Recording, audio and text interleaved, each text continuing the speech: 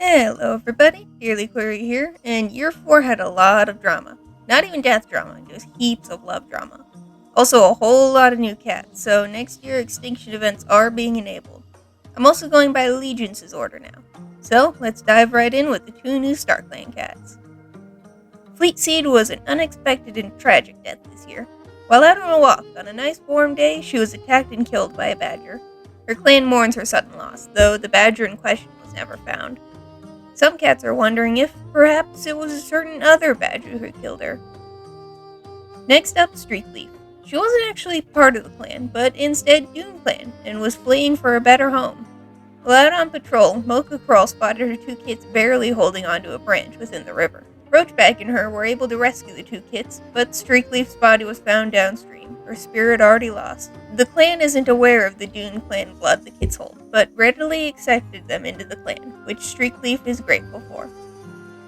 Now, a special case at the moment is Tony Pelt. While out hunting, she was captured in a strange 2-leg contraption and taken away.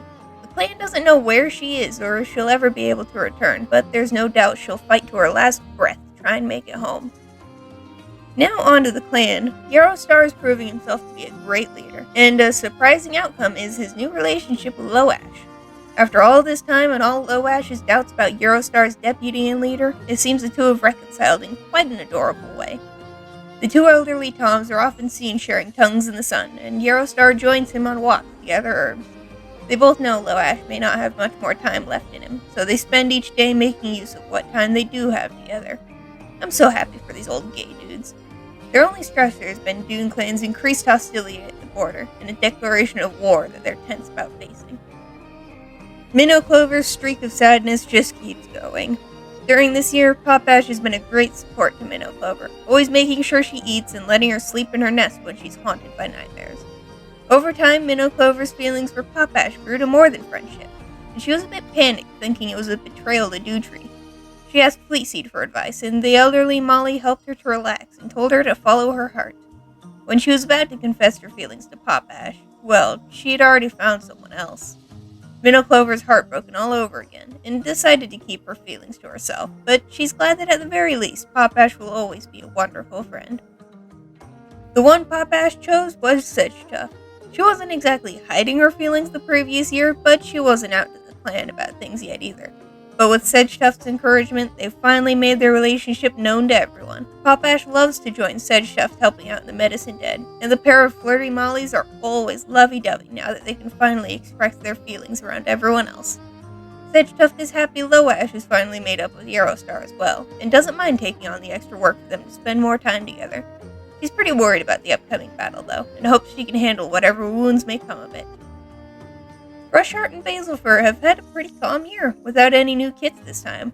Rushheart had been retraining her weak leg, and now she's able to hunt and fight just as well as before, and has had a new apprentice. The only apprentice currently in the clan, in fact. Basilfur is starting to feel her age, but it hasn't stopped her from patrolling and keeping watch. She's actually been keeping a close eye on Dune Clan lately, becoming quite suspicious of the hostile clan, and wondering if, perhaps, they could have been involved with the tragedies of last year. During a border skirmish, the death of a Dune Clan warrior, Fennec Bracken, has led to a declaration of war that Basilfur is ready to face with teeth bared. Out of order, because this should be talked about first, is Wondapple and Tallspots, who have become mates. While Wondapple was sure she would end up with Stumpfreckle, Tallspots surprised her. The 2 had never been close growing up and had quite the rivalry, so when Tallspots approached Wondapple to reconcile, they ended up becoming friends. Well, friendship grew fast, and it turns out Tallspots had always fought with Wondapple because she didn't want to accept her feelings. Now that she's grown up, she's accepted who she is, and after that confession, the 2 became official. The only problem was the 2 cats they ended up hurting, one of them without even knowing. Stumpfreckle is heartbroken that her relationship with Wondapple never came to be, and feels quite a bit of resentment towards Tallspots. She's convinced Tallspots only did it to steal Wondapple from her, and has hardly talked to either of them since, save the occasional glare or shrouded insult. She's quite cross with Popash as well, with how easy love came to her sister. Gibby-Eye, on the other paw, had started to fall for Tallspots after she saved him during a border skirmish with Dune Clan. He was pinned, about to be seriously wounded or even killed, when she charged in and drove off his attacker. After that, he idolized her, thought he could open his heart to her. But once again, his love life has ended in pain. He doesn't hold resentment for either of them, though. He just thinks StarClan must have cursed him. Seed Daisy has been keeping far away from the drama. He doesn't have time for things like love. He's got warrior duties to take care of. Fish to catch, orders to patrol, and a mother to find. So far, Yarostar has kept him from going after Tony Pelt, and though Seed Daisy knows there's hardly any hope of going out and finding her, he hates that he has to sit back and just wait and see if she can make it back on her own. With the battle with Dune Clan on the horizon, he's had to switch his focus to keeping his clan safe. Tansy Catcher had quite a year, and is happy Wondapple found love, but certainly feels bad for Stumpfreckle being hurt. Amid the drama, with Wondapple spending more time with Tall Spots, Tansy Catcher had more time to herself and had a moment of self-discovery. She's found Tom didn't quite fit, and has found a much better identity for herself. With Tall Spots busy, Sky Tuft has ended up pulling her brother Roach back into a lot of pranks. He's not exactly happy about it, but it's better than getting tangled up in Tall Spots' drama. He wishes his sister had been more open and talked to Stumpfreckle instead of just pushing her aside for Wondapple, but he's trying to stay out of everything. Skytuft doesn't care much for Wondapple, and is more so disappointed that she's taking up more of Tall Spot's time, but she also doesn't hate her, and thinks she'll be a good mate for her sister. Mocha Crawl, who adopted the two kits Streakleaf left behind, Reef Kit and Rowan Kit, has had a busy time wrangling the two. She's never exactly wanted or thought of having kits, and finds the two to be a pawful, but she's still enjoyed having them around.